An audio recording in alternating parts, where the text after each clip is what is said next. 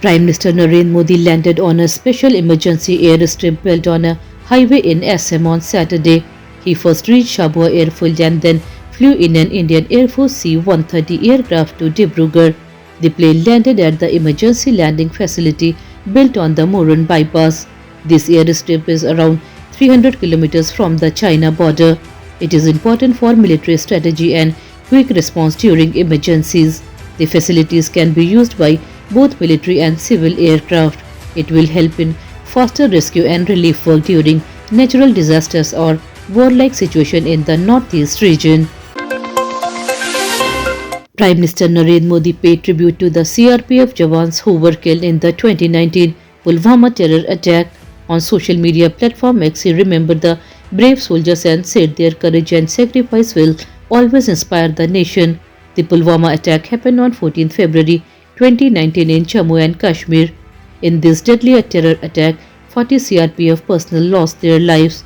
Vice President C.P. Radhakrishnan also paid homage to the martyrs. Leaders across the country remembered the soldiers and honored their bravery and dedication towards protecting the nation.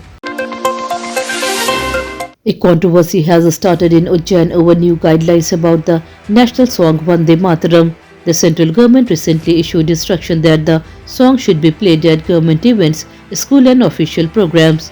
Everyone present must stand during it. Imam Mufti Sayyid Nasir Ali Nadvi from Ujjain has opposed the order. He said it is against the Islamic belief.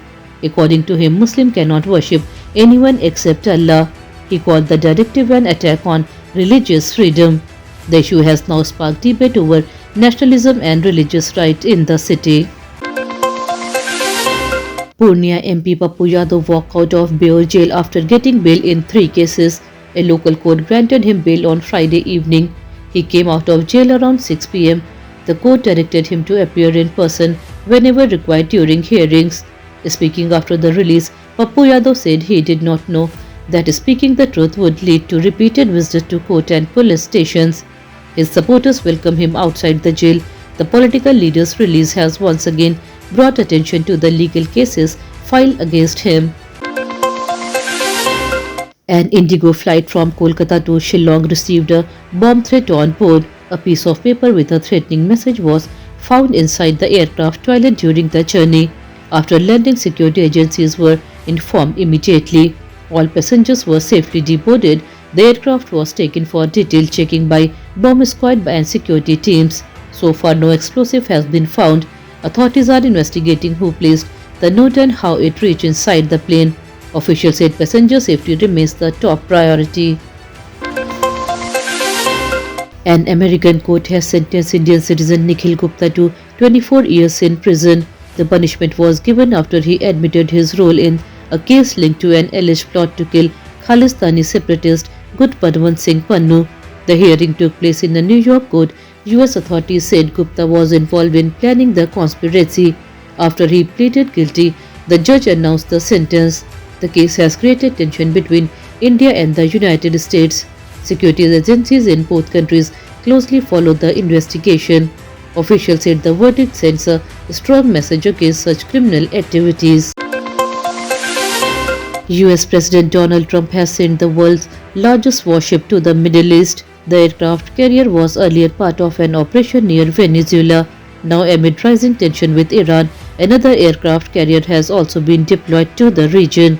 US officials say the move is aimed at strengthening security and sending a strong message. The situation in the Middle East remains tense and global leaders are closely watching further developments. Silver prices fell sharply by Rs 24,000 in just 2 days. The price has now come down to Rs 2.42 lakhs per kilogram. Traders say global demand is weak and profit booking added pressure on prices. Investors are watching international market trends closely. Stock markets also saw heavy losses.